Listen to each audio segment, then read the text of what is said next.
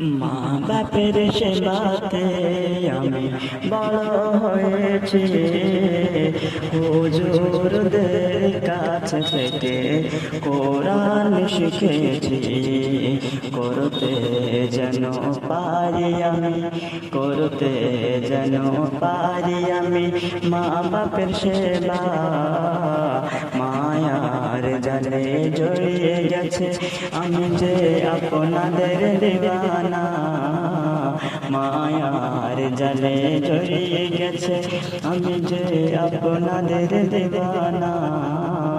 তোমরা কেহ আমায় যেন ভুলে যেও না, তোমরা কেহ আমায় যেন ভুলে যেও না। আজ বিদায় কালে যাই বলে যাই আমার ঠিকানা, নামটি আমার আব্দুল হাকিম।